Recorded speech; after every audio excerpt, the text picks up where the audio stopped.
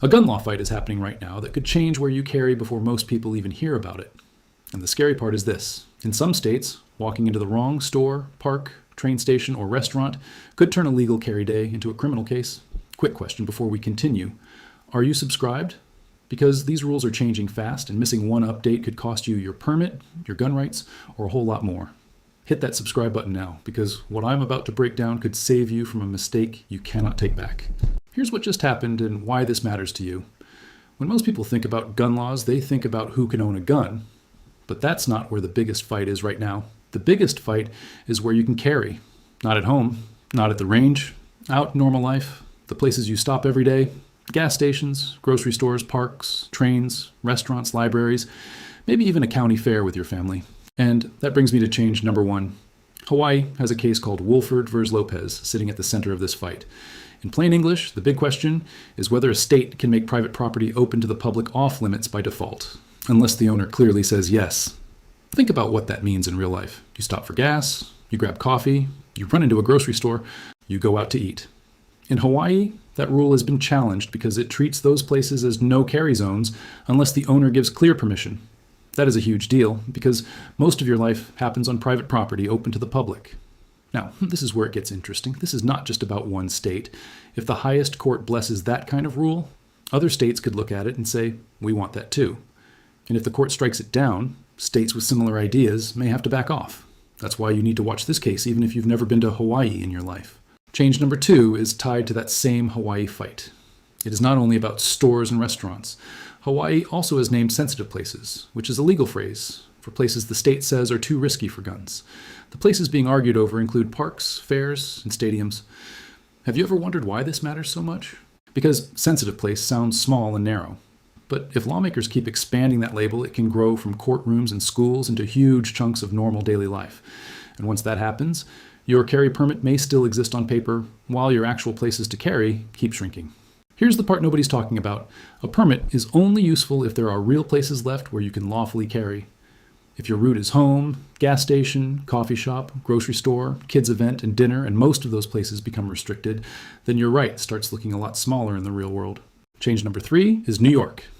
A major case there, Frey v. City of New York, backed restrictions in places like Times Square, the subway, and the Metro-North rail system. It also left in place New York's ban on open carry and the city-specific permit rule. Let me translate that into normal English. Even if you have a New York State concealed carry license, New York City can still be its own problem. The train system can be its own problem. And some crowded public zones can be treated differently than you might expect. Imagine you are visiting the city. You think, I'm licensed, I'm legal, I'm good. Then you step into the subway or move through a zone with special rules. That is where people get burned. Most people think a permit means a green light. But the truth is, a permit often comes with a map full of red circles. And wait, there's something even more important. These fights are not only about places already listed, they shape what other states will try next. If one court says crowded transit systems and entertainment zones are okay to ban, lawmakers in other states may try to copy that model. That is why you should care about rulings far from your home state. Today, it is Times Square. Tomorrow, it could be the downtown area where you work. If you're finding this helpful, imagine what you'll learn in my next video about the exact words that can keep you calm and protected when an officer asks about your firearm. Subscribe now so you don't miss it, because staying informed before the stop is a lot better than guessing during the stop. Now let's get into change number 4, and this one is New Jersey. New Jersey's carry law has been in a huge fight, and the situation has been moving so much that even people who follow gun law full-time have to keep checking for updates. The big thing to know is that the full appeals court agreed to take another look at the state's sensitive places fight. That means the rules can change again. As things stand during that new appeal, New Jersey has been treating a long list of places as off-limits, including areas near public gatherings, zoos, some parks and beaches marked as gun-free, publicly owned libraries and museums, bars and restaurants where alcohol is served, entertainment facilities, casinos, and healthcare facilities. But here's the crazy part. Some places stayed blocked from enforcement during the appeal, including private property open to the public and vehicles for permit holders. Do you see the problem? In one state, you can have a valid permit and still face a legal maze where the answer changes depending on what part of the law is being challenged, what part is on hold, and what part is active today. That is exactly how otherwise careful people make life-changing mistakes. Here's a hypothetical example to explain this. Let's say you're driving to meet friends. Your gun is lawfully in your vehicle. That part may be okay. Then you step out and walk into a restaurant that serves alcohol. Now the rule changes. Then, after dinner, the group wants to walk through an outdoor event or public gathering area. The rule may change again. Same person, same gun, same day, different location, very different legal risk. Change number 5 is California. And California is a huge warning sign because the state went big. Its SB 2 law targeted a long list of places, including state and local parks, playgrounds and youth centers, bars, houses of worship, and private property without permission. Some of those restrictions were blocked early, some were allowed to stand, and the fight kept moving through the courts. The reason this matters is simple. California is testing how far a state can go in carving public life into carry zones and no carry zones. Most people get this wrong. They hear California and think, that doesn't affect me. But the truth is, lawmakers across the country watch these cases. If California wins on broad place bans, that becomes a playbook. If California loses, that becomes a warning to other states not to copy it. Now, quick legal note. This is educational information, not legal advice. Always consult an attorney for your specific situation. And let me add something else. The private property rule is one of the biggest sleepers in this whole debate. Why? Because it hits the places you actually go. Not fantasy places, not rare places, everyday places. The coffee shop, the shopping center, the doctor's office parking lot, the family restaurant. If permission is required by default, then your normal routine gets much harder fast. Change number 6 is Maryland, and this one shocked a lot of people.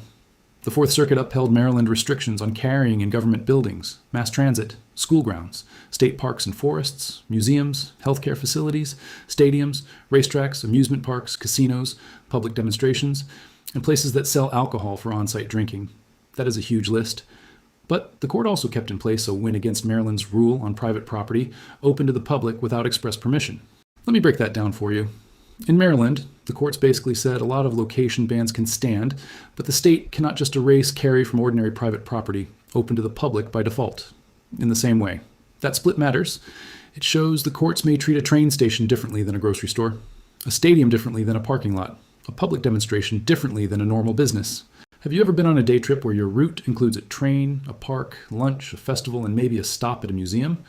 In a state like Maryland, that route is not just a travel plan. It is a legal obstacle course. And if you don't know that before you leave home, you are already behind.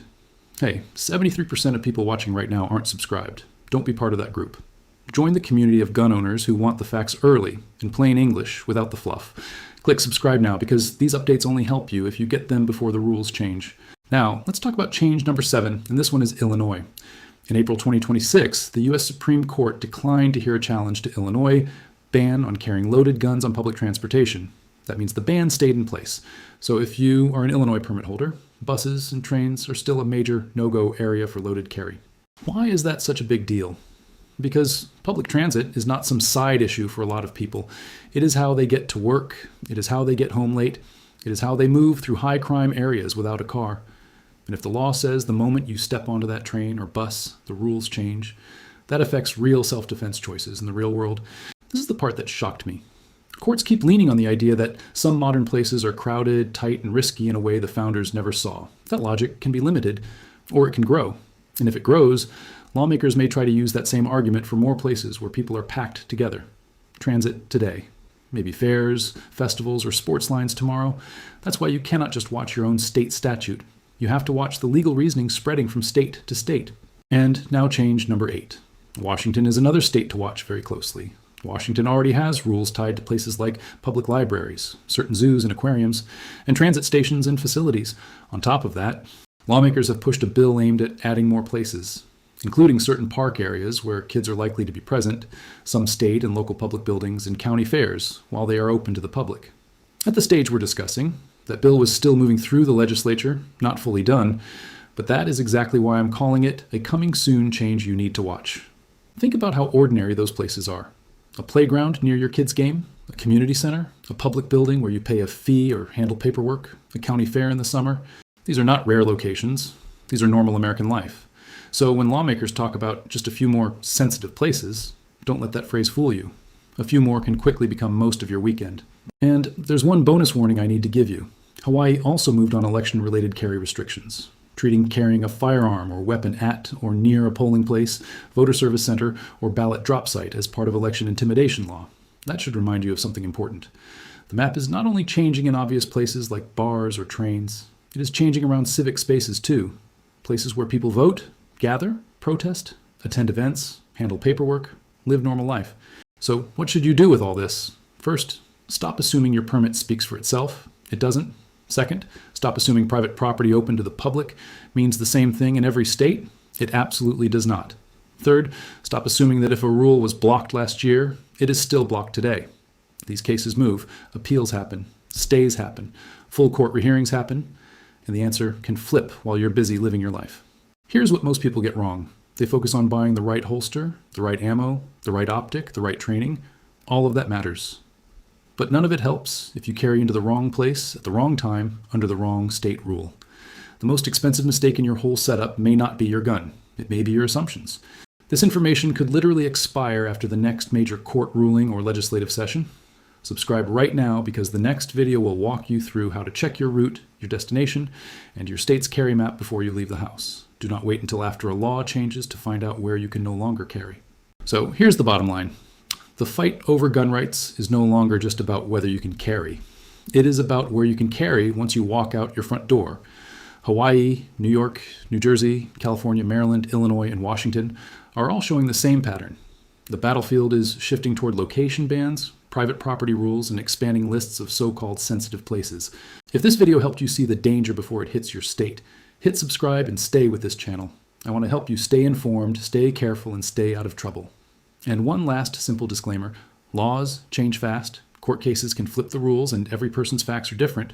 So use this as education, not personal legal advice.